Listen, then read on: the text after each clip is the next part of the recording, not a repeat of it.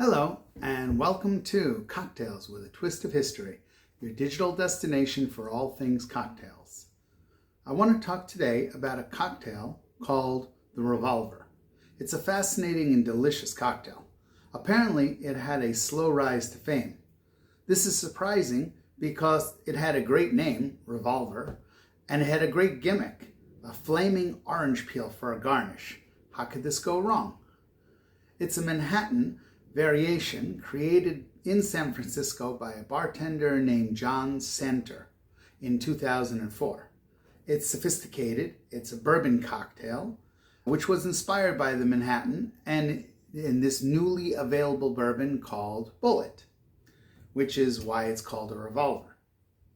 Since that's why it had the bullet in it and it had the flaming orange peel, which was sort of like the gunpowder, and that's how it got its name. So far, it sounds like a winner to me. He had a friend, this Jon Santer, who always added cream de cacao to his Manhattans. Cream de cacao is a chocolate kind of liqueur, and that idea stuck with him, and he decided to use coffee at some point instead of the chocolate. I will tell you that I have made it with the chocolate as well, and it is really, really good. Okay, I have been talking way too long without a drink in my hand. Let's make a Revolver. It's a stirred cocktail and it's a bourbon cocktail. So we are going to need our stirring glass and our spoon. And here we go. We're going to take our bourbon and we are going to put in a full 2 ounces of our bourbon. Here we go, 2 ounces of bourbon. I actually am not using Bullet today. I'm using Redemption, which is also very nice bourbon. Similar type in that it's a little lighter than some of the other ones, but it is very good.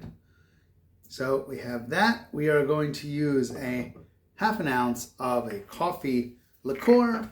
I would use a liqueur probably not Kahlua, but I would use something a little less sweet, maybe. Kahlua has a lot of corn syrup in it. Not that it's not a bad coffee liqueur. You can always go for that. Here we go.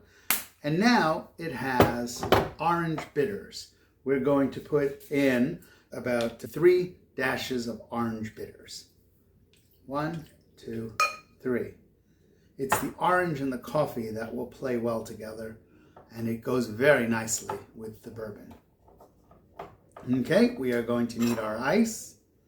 Here we go. Like I always say, you have to put in plenty of ice. And here we go. Have our ice in there. And we are going to stir.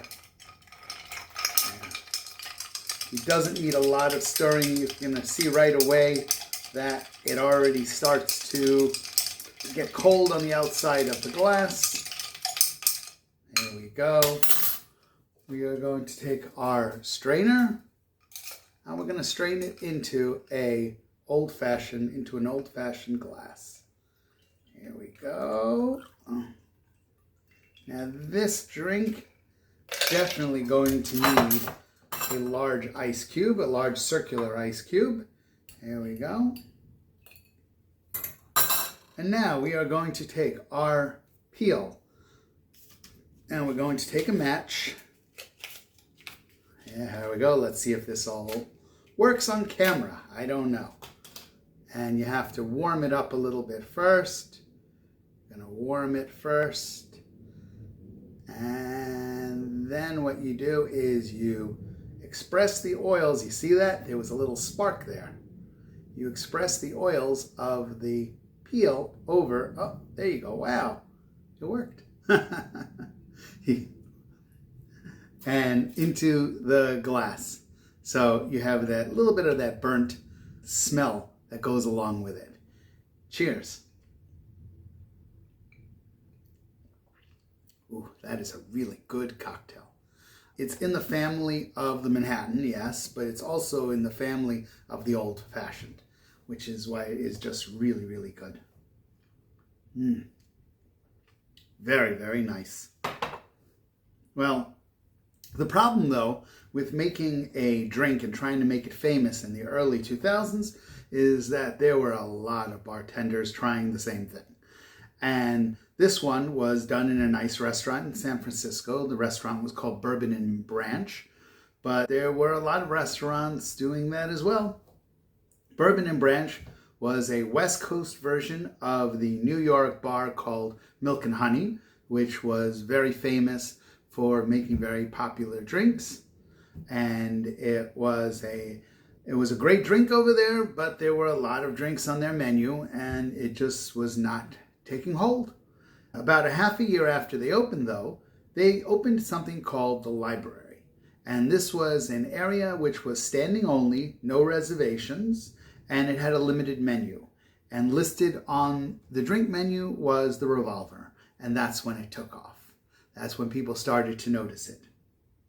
In 2007, Bourbon and Branch had a write-up in the Wall Street Journal by this guy named Eric Felton.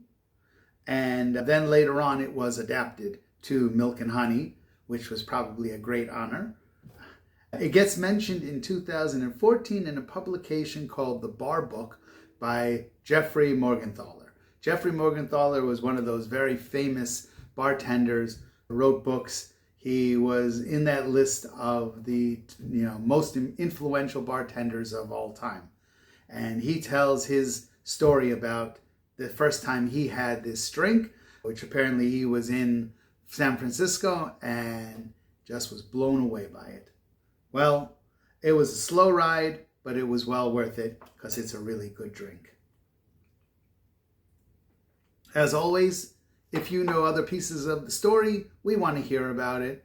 You can put it in the comments, you can email it to us, or you can tell it to the bottle. Also, please send a link of this show to friends. And we want you to hit like, we want you to hit subscribe, and we want you to hit follow because we want to know that you're out there. And thank you for watching Cocktails with a Twist of History.